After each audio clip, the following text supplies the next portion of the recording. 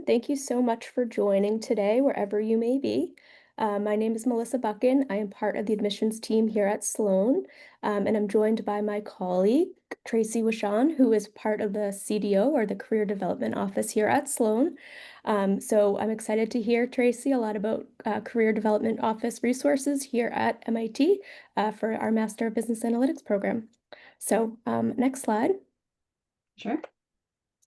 So just a quick snapshot of what our current class is. So as you can see, we have a current class of 80 students, and then you can see the majors that we have for our students that are here now. The majority of students are coming from a STEM-focused background, as the program really is very heavy on math and science and programming. You can also find this class profile on our website if you want to take a deeper dive into it, but wanted to share a little bit about, our current class here at Sloan right now. So I'm going to hand it over to Tracy. And if anybody has any questions, please use the Q&A feature. We'll get to them throughout the presentation, and if we have some time, we'll do some questions at the end. Okay, awesome. Well, thank you very much, Melissa. I'm very excited to see all of you actually, be here with all of you. I can't see you yet, but hopefully I will at the end when we do questions. But I wanted to share the job search timeline. So first and foremost, I've been with Sloan for now 7 years. So I've had the pleasure of working with the MBANs for 7 years and working directly with them as their dedicated career advisor, and as I will be for the class of 2027 as well, which I can't believe we're even talking about 2027 at this point, because my 26s just started. And I'm still working with my 25s as well. So I feel like I'm touching all areas over the next couple of years right now. So, but happy to answer any questions for all of you. I know that you pretty much understand this at this moment in time, as you've probably been to some of these webinars thus far, but the MBAn program is different than many other programs you might be, looking at this moment in time, simply because it is a 12-month program. So what that means is that you start at the end of August or mid-August, and you graduate at the end of the following August. So that means that you are not able to start your job search. Well, technically, let me start over. You aren't able to start until September of 2027. So that is going to really shift that job search timeline, simply because many of you are used to that fall job search, because you would graduate from your undergrad program in, say, May or early June, and you could start at that moment in time. The MBAn program is very different in that you, as you can see here on this timeline, in that you come in the fall. You do not recruit at all in the fall, because what we want you to do, and what we have found over the course of the years, and of course, as I've worked with the last 7 classes, is that, you need to come in and build this foundation in data science. And that's what you learn in the fall timeframe. So therefore, recruiting on top of everything else that you're doing in the fall is not feasible. Plus, you aren't your best data science self yet. You will be in the spring, which is why I've highlighted these last slides here, or last tabs here. And you will get there, but the fall is definitely not that time yet. So let me walk through that. So when you first come into the program, you're going to come in mid-August. We have a capstone showcase that happens every year, which you will also be presenting in that capstone showcase. Every student does present their posters, and then some could present on a larger stage, those that are selected. But we invite every incoming class to come to that, so they get to see that, which is exciting. So in the summertime for you, you would be, continuing on in your internship that, we of course want you to continue to do, to get that additional work experience, or if you're finishing up a full-time opportunity, and you're coming into the program with work experience, you're finishing that up, and then you're arriving mid-August. You get to come to that capstone showcase to understand what it is and what you'll be doing a year from that point. And then you'll be doing orientation in the end of August, early September. And then in that September timeframe, which I know many of you are going to say, but in my undergrad, I recruited in September. And I'm going to say That's great, but you're now in grad school and you're at the MBAn program, which is a little different. And so you are going to be focusing on those 5 PhD level courses that you will be taking. And even PhD students, I think, don't even take that many classes in that fall time frame. So it's a lot, in addition to the fact that you will also be working on 4 projects within data science. And so we really want you to build that amazing foundation in data science to be able to put that on your resume. And speaking of resumes, we will be working through your resumes in the fall timeframe because what we do in that fall is really set you up to be successful in your capstone interviews. Um, so you also will join clubs at that time. So building out your resume and building out your interest areas, learning more about, maybe if you're interested in product management or you're interested maybe more in that machine learning side of things, or you're interested in industry-wise, you're learning about those industries by joining those clubs as well. Because clubs at MIT are very different than clubs maybe in your undergrad experience. But we have a lot of professional clubs, and they bring in speakers from all different industries, all different areas. And that helps, give you a better understanding of what data science and healthcare would look like, or what data science and tech looks like, or maybe working within the product management side of things, or working within consulting. And all those clubs are available. And I very much encourage my students to join those clubs. And then in the winter break, of course, you will be relaxing a little bit. You will be networking. You will be sharing what you've been doing with you know, your family, your friends, your former classmates, your former colleagues, whatever that might be. And then in the winter time frame, you come back in. And as I mentioned, this is a 12-month program. So every month, that means you will be in the program. So in January, you come back early, that first week of January. Um, and that is when we have a career core that focuses primarily on that capstone experience. So we do capstone interviews.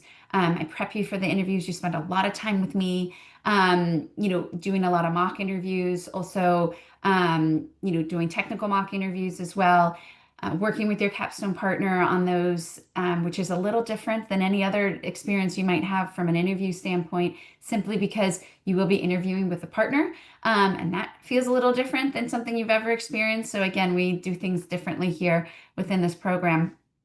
And so you get to meet those capstone hosts. You get to then be matched with a capstone that you will be working with for 7 months from that point on, from February on.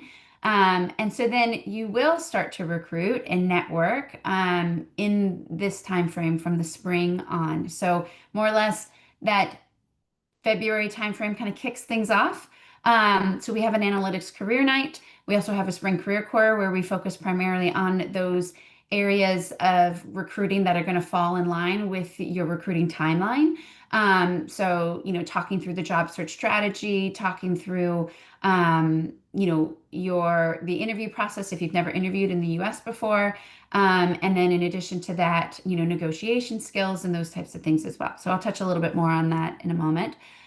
There's also a data science trek. Many of our students and alumni want to go to the New York area, and we've had the New York Data Track the last couple of years. We also have a huge alumni event. The wonderful experience within this program is that we have alumni that, one, want to give back, and two, want to keep coming back, and so they love our alumni events. And so we had well over 100 alumni last year at our New York track in March, and that'll happen again this coming year as well. And that's usually the timeline that we have as well, right before the spring break timeline.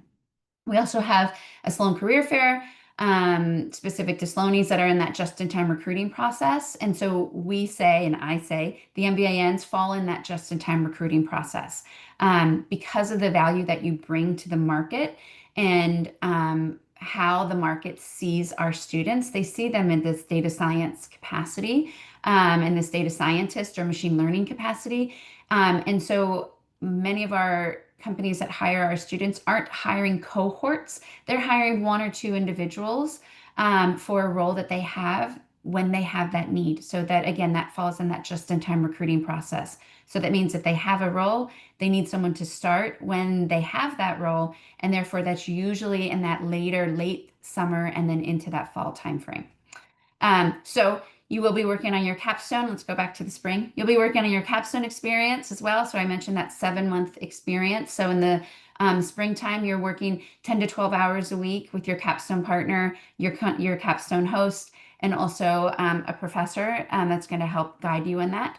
And then also you'll be networking and doing some early recruiting. As I mentioned, that data science track is going to be helpful in that, and also those career fairs. And then moving into the summer, you'll be on site or potentially remote, or maybe visiting your company for that capstone experience. So you're going to be doing that 10 weeks out of the summer. That's 40 hours a week. So you're really, getting that experience of, what it's like to be a potential data scientist working with that company directly. You will be actively recruiting. Again, as I mentioned, that just-in-time recruiting process really kicks up in that summer timeframe. I also run a job search strategy group.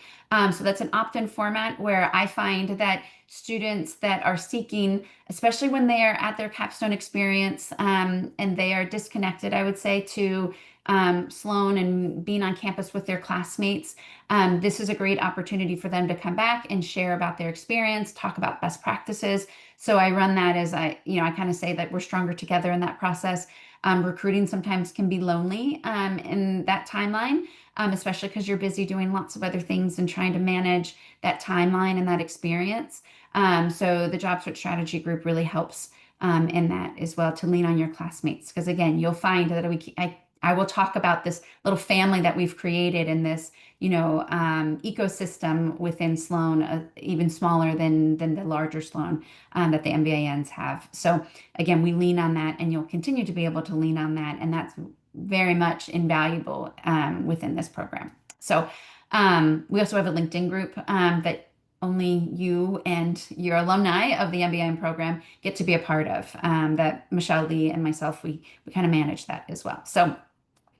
Then you would graduate at the end of August. And again, as I mentioned, you graduate at the end of August, so that means you cannot start your full-time job until the beginning of September. And so that's why I add into that fall of 2027, because it's common for this program for students to still be seeking in that early fall timeframe into October, sometimes November and December.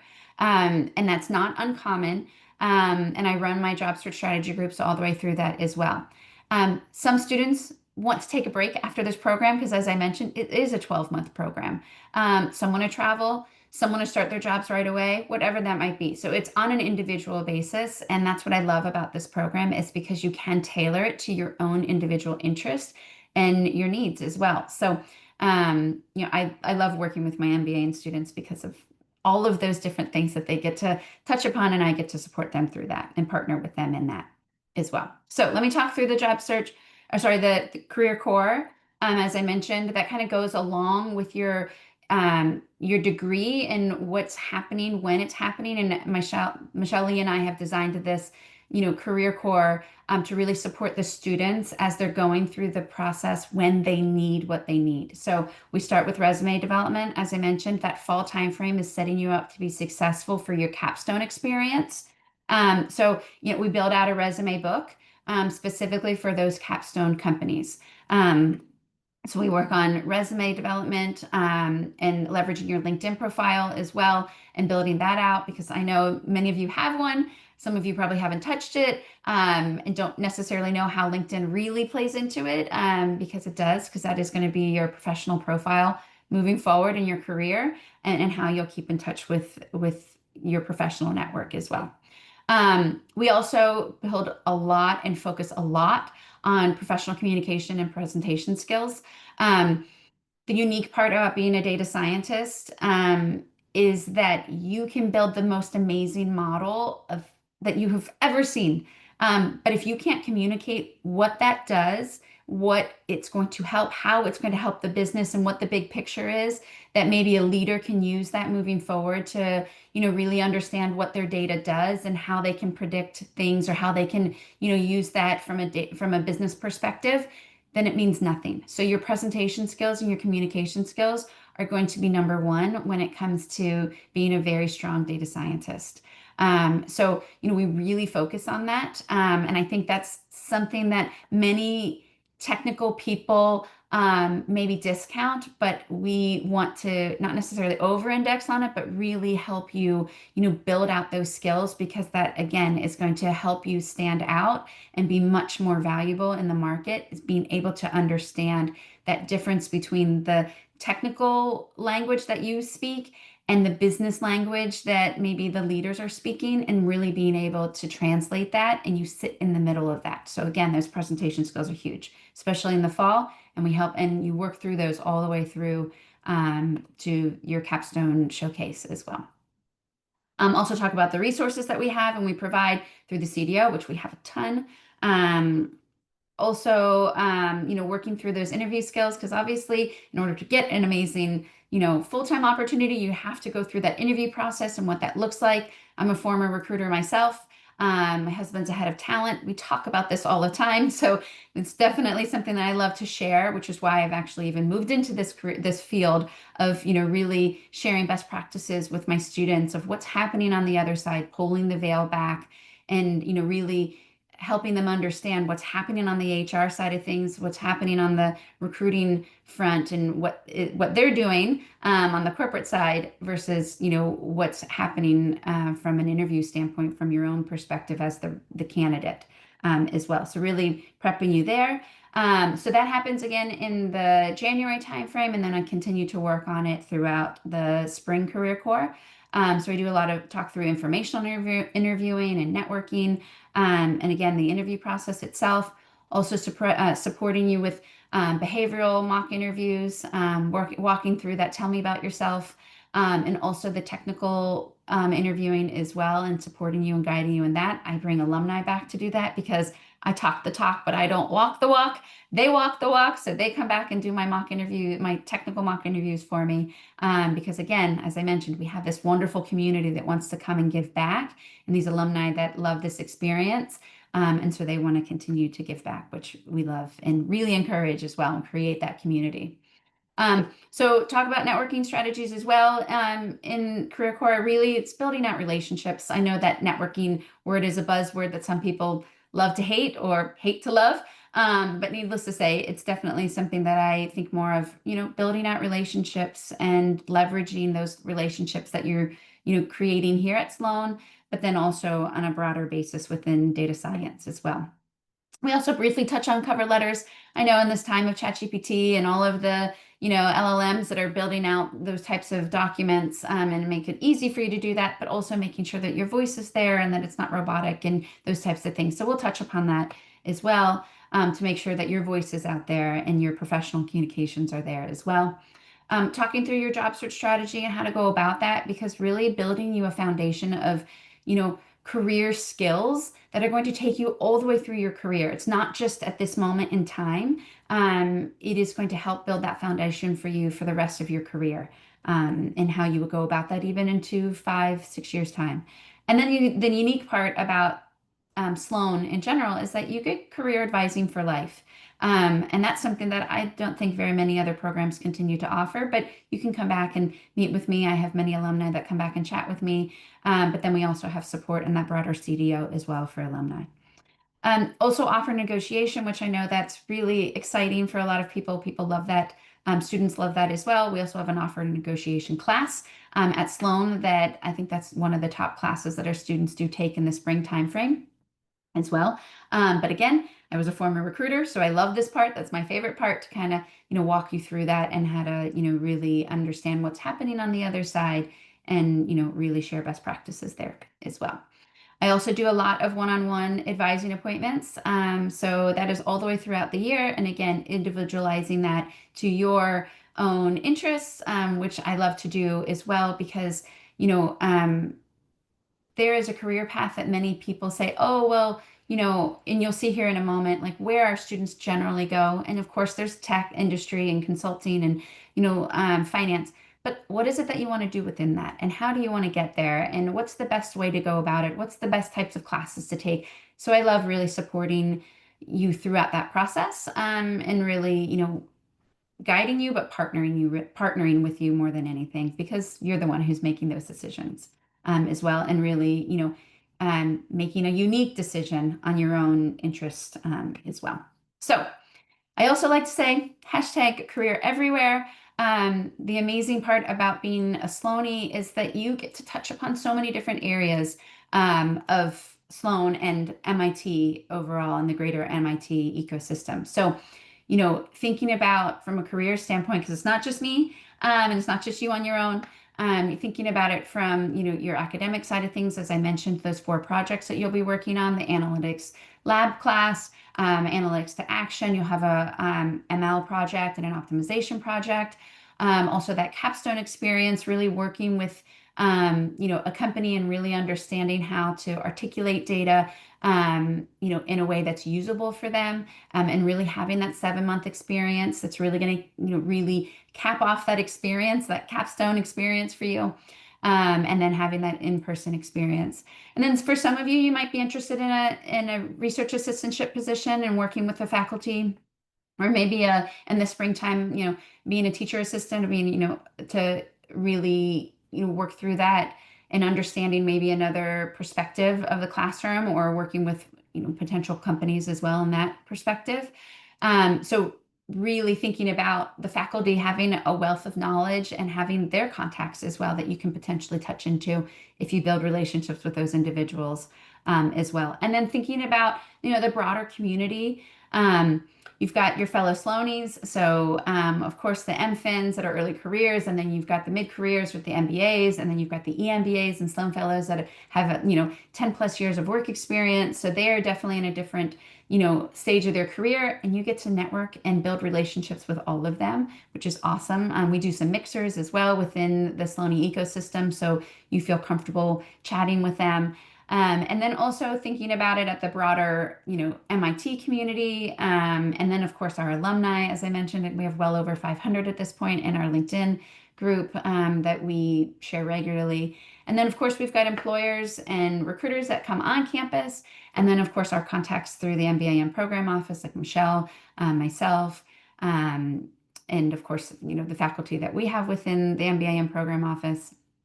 And then, as I mentioned, the activities that we put on, just in that Sloan ecosystem with the data track. And then I mentioned clubs earlier. Of course, those professional clubs, bringing speakers in that you might be interested in learning about. And then conferences. The most popular one is the Sports Analytics Conference, which is the #1, I think, sports analytics conference, in the US, or maybe even in the world at this point. And many of our students, they volunteer for that event, so they do get to be a part of that, and maybe get to speak with some of those speakers as well.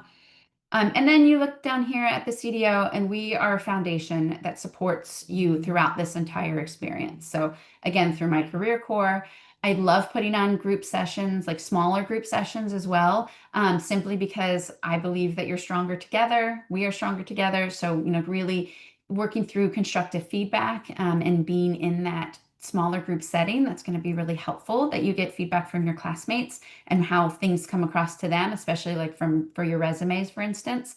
And then, of course, I bring practitioners in, I bring alumni back, I bring panels back. And then, of course, there's lots of research tools that you can, have access to as well.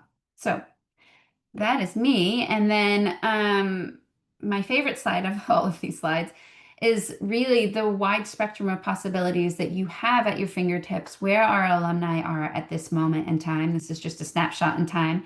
And it touches upon so many different industries, and so many different areas that many of you have interest in. And, it's not just one area of expertise. It's, data science is across all industries, and it just continues to grow as you guys, I'm sure are interested in learning more about as well. So, and of course, as the world of, generative AI has continued to grow, we of course have students that have gone in that direction as well, and alumni that are there in addition to, all other areas as well.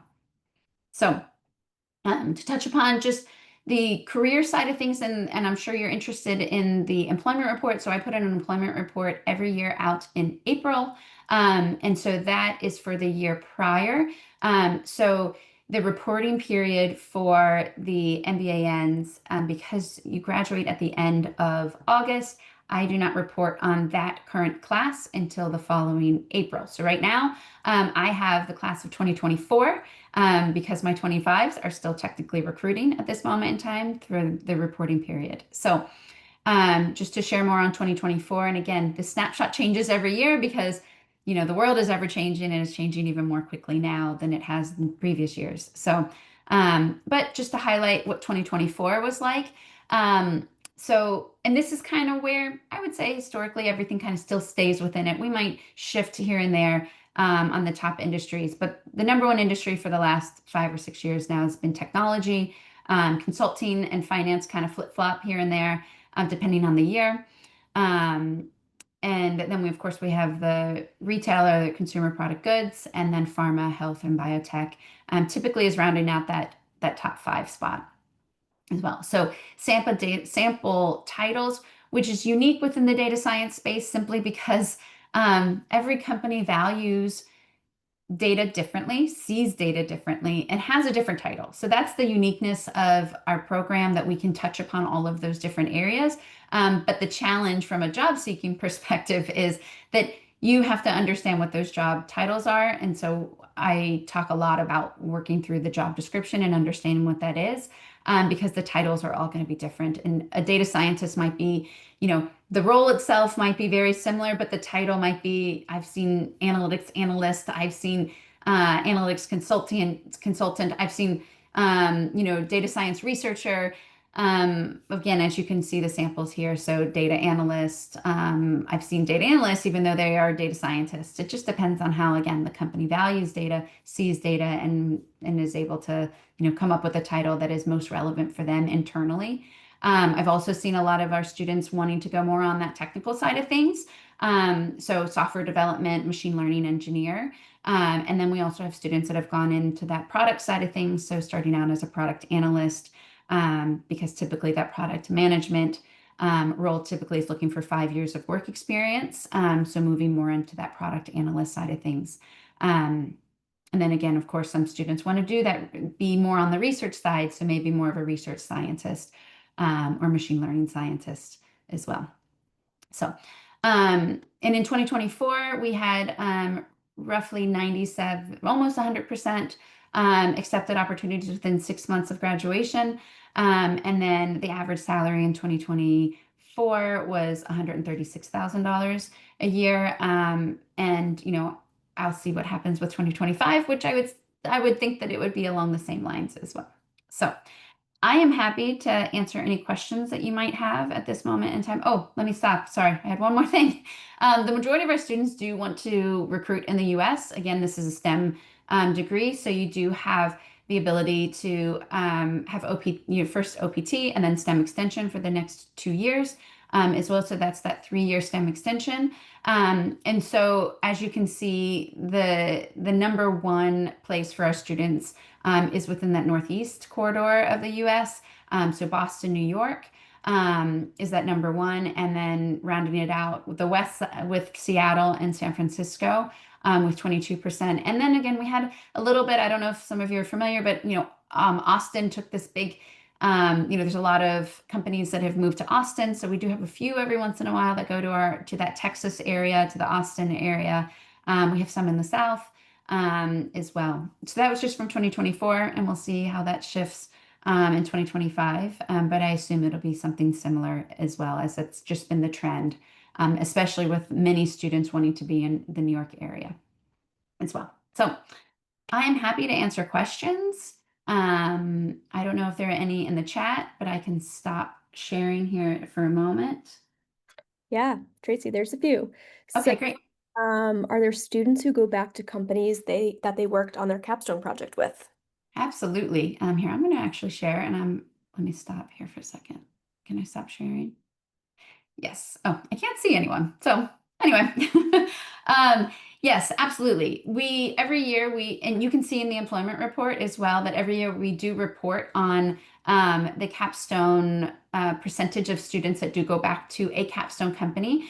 What I have found is that many students, because they have networked with many of the capstone companies throughout that capstone process, because you get to meet them in the fall, some of them in the fall, and then meet them, of course, from a networking perspective in January as well. Um, while they love their capstone experience, many of them have built relationships and rapport with other capstone companies. And so, therefore, they do want to work at other capstone companies rather than their own capstone experience. So, it's about a 50-50, I would say, that of those that do work at capstone companies. So, last year is roughly around 20%, I think it was. And it just depends. We have longstanding capstone relationships, and it depends every year if those capstone companies have headcount at that moment in time. So, but they love to come back year after year as well. So, and again, our students do love working at the capstone hosts. Great. Do any business analytics students move on to get their PhD? Absolutely. Yeah. So I didn't add that in there. I guess I need to add that. Typically, we have one or two students that do want to move into a PhD direction. Again, that research component that I mentioned that our students like to go into, those are typically the students that want to go back and get their PhD at some point, but maybe they want to work a little bit, maybe 1 or 2 years. And then some we do, as I mentioned, one, I think we've had as many as four that have gone and gotten their PhDs, but typically, 1 to 2 at the ORC. And that is sometimes a nice path to that process as well, if that's something that you're interested in. But if you are interested in a PhD, I highly suggest you do an RA-ship in the fall, simply because that'll set you up to be successful during that application process, which happens in December every year. So it also helps you determine whether or not you actually like research, because a PhD is a long time to spend in that timeline. So it's typically 4 to 6 years. So you really need to know if you like research, and doing that in the fall is really helpful. And then if you do a great job, then that professor will hopefully recommend you as well during that application process. Great. We've gotten a few questions on how is recruiting going for international students. I know you mentioned you don't have the upcoming profile yet, but anything that you could share. Yeah, sure. So it's been interesting with the boom of LLMs and generative AI and that space. I have seen an uptick in just recruiting in general for our students, and so this year has been a better year just across the board for our students. And I recognize that there's been some shift in the last couple of weeks when it comes to H-1Bs and those types of things, but I haven't seen that as much at this moment in time for our students. So that's a good sign. Companies are still very much interested in hiring our students. They still have needs. And yes, there's some uncertainty at this moment in time. But my students haven't, the current students that are seeking, and they're just, a small percentage, I would say, at this moment in time that are seeking. And so they have still been successful, and they are still successful. They're still interviewing, they're still actively interviewing, and companies are still actively hiring at this point. So, which I see as a good sign. Yeah, awesome. Can you explain a little bit more about the data science trek? Yeah, sure. So the data science trek is it happens in March every year. We do it around the same time every year. In fact, it's right before St. Patrick's Day. So ideally, it's not on St. Patrick's Day, because we don't want to deal with New York and St. Patrick's Day and that parade. So typically, we're lucky enough that it falls right before that. And so it's 2 days of getting to have companies come on site. We bring a lot of alumni back. As I mentioned, that alumni group, really loves to give back, and we create that community of giving back as well within the MBAn program office. And so a lot of alumni come back and they share about their experience at their current companies. We try to touch upon many different industries. We've had like consulting, we've had Google, we've had NBA, the National Basketball Association. We've had finance companies like JP Morgan. And of course, again, many of our alumni are at those companies. We've had, consulting companies like Palantir, or whatever they consider themselves these days, as well, that they come back. And so they share a little bit about what it is that they're doing, how, data science looks in their companies. Um, and then there's also the networking component as well. So we have this amazing alumni event that we have on the first night as well. And then the second day, we have companies again come on site to the hotel that we were in. And then we also then do an on-site session with 3 different companies or 4 different companies. Last year it was Lyft. Um, I can't think. That's why I went to Lyft. That's why that one comes to mind right now. I think there was NASDAQ as well, which was really cool. Um, anyway, needless to say, a lot of great companies that you can go on site as well, but you'd have to pick a trek, which is hard because you can't go to all of them. But it's a wonderful experience, and I think it's one of those cornerstone experiences for the students to say, "Oh, one, do I like New York?" Because there's some people that say, "I love New York and I want to only be in New York," and then they get there and they go, "Oh wow, this is New York. I don't think I want to live here." Or there's others that say, "This is the place I want to live." There's so many alumni here, and I'm really excited about all of the companies that are here.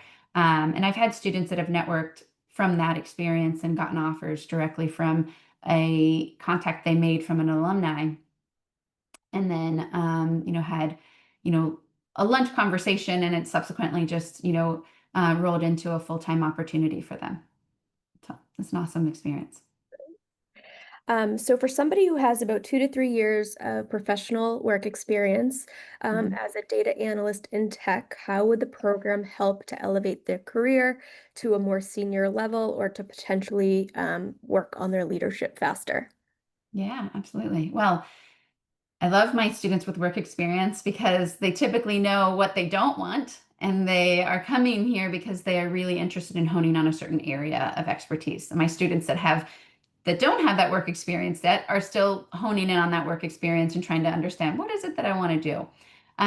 So those that have work experience, I find, are a little later on their job search, but because they are more selective on what it is that they want to do. And so they really take advantage of a lot of the clubs. They take advantage of, building out their network because they at that point have recognized, okay, that, a long-standing network is going to help me long term. And, really building out those presentation skills, really building out the skill set of translating from the data side of things rather than just like building reports and then handing that off to a data scientist. You get to build that model, but then you also get to sit in between, the business and the technical side of things and really understand what the business problems are and being able to solve them and see them. And I talk about the forest to the trees. So when you're coming in as a data scientist, and especially those with work experience, maybe can lean on their former experience or even your internship experience to say, oh, I did this. Now I understand why my boss was saying that we needed to maybe, present it in a different way so that maybe leadership understands it. They don't care the technology I'm using, but they care about the impact and maybe the user experience because then that means that we can make a business decision on X. So it's a matter of really understanding how to translate the data and what they need, what the business really wants to see. And we often say things like, and I often say this to you, especially as I'm, working through resumes, and I say, what is the problem you're trying to solve? Because I, as a layperson who doesn't understand the technology behind it, I still want to understand what are you trying to solve and how are you doing it, but more at a high level perspective. And those individuals with work experience just come in with more business acumen, and they can understand that. And while they might go in at the same level as a data scientist, they might progress faster in roles and responsibilities because they already have that business acumen experience, so that they can just step into that senior level either when they first come in, if they can use those transferable skills, or if they're there at that first year and then maybe get promoted within a year versus someone who's an entry level person who gets promoted within the 2 or 3 year timeline.